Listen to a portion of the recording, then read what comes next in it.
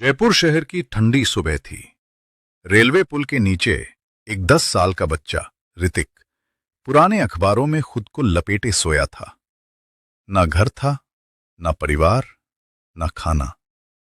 कभी railway station के पास नाचकर पैसे कमाता, कभी लोगों के बचे खुचे खाने से पेट भरता, पर उसके चेहरे पर हमेशा एक अजीब सी मुस्कान रहती थी, क्योंकि ऋतिक का सहारा था उसका नाच। वो नाच जिसमें वो अपनी तकलीफें भूल जाता था। शहर के दूसरे छोर पर थी आन्या कपूर, एक करोड़पति व्यापारी राजीव कपूर की बेटी। एक सड़क हादसे ने उसकी जिंदगी बदल दी थी। अब वो व्हील चेयर पर थी और उसकी मुस्कान जैसे कहीं खो गई थी। लेकिन किस्मत ने एक दिन कुछ ऐसा किया जिसने सब बदल दिया। एक शाम आन्या अपने बंगले के बगीचे में अकेली बैठी थी। ठंडी हवा में पेड़ों की पत्तियां सरसराईं। तभी झाड़ियों के पीछे से एक छोटा धूल भरा लड़का बाहर आया। वो था ऋतिक। वो चुपचाप खड़ा हुआ और नाचने लगा। कभी फिसलता, कभी अजीब चेहरे बनाता, कभी झुककर नकल करता। पहली बार महीनों बाद आन्या हंस पड़ी। धीरे धीरे उसके चेहरे पर रोशनी लौट आई।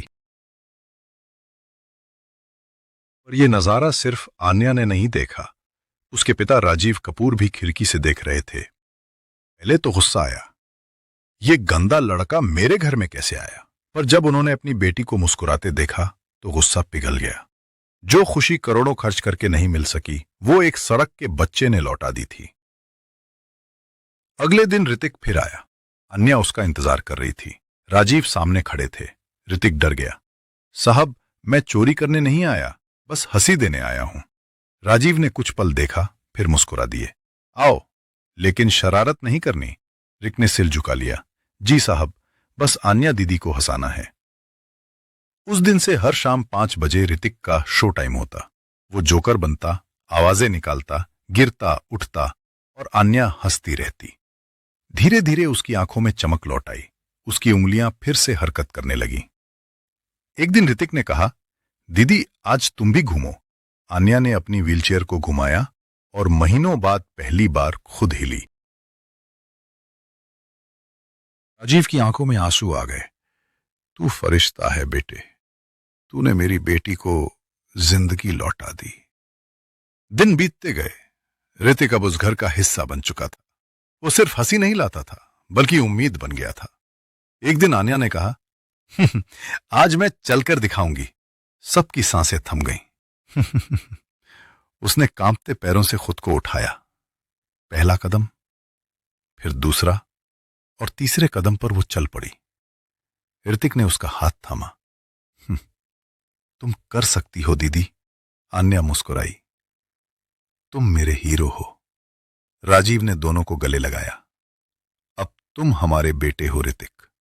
ऋतिक रो पड़ा। अब मुझे सड़क पर नहीं सोना पड़ेगा? राजीव बोले, कभी नहीं बेटा, ये घर अब तुम्हारा है। उस रात ऋतिक पहली बार नर्म बिस्तर पर सोया। पेट भरा था, दिल संतुष्ट था। खिड़की से आसमान की ओर देखा और मुस्कुरा दिया। शायद भगवान भी मुस्कुरा रहे होंगे। धीरे धीरे पूरे जयपुर में खबर फैल गई। एक अमीर आदमी ने सड़क के बच्चे को अपना लिया। लोगों ने सवाल किए, पर राजीव कपूर का जवाब एक ही था, मेरी बेटी की मुस्कान सबसे बड़ी दौलत है। वो बंगला जहां कभी सन्नाटा था, वहां बच्चों की हंसी, उम्मीद और प्यार गूंजता था। कभी दौलत हार जाती है, कभी दवाइयां बेअसर हो जाती हैं, पर सच्ची दोस्ती और निस्वार्थ प्यार हमेशा जीतते हैं। दोस्तों, अगर ये कहानी आपके दिल को छू गई हो तो वीडियो को लाइक करें, शेयर करें और स्टोरी बाय प्रकाश चैनल को सब्सक्राइब जरूर करें। मिलते हैं अगली भावनाओं से भरी कहानी में। तब तक के लिए जय हिंद।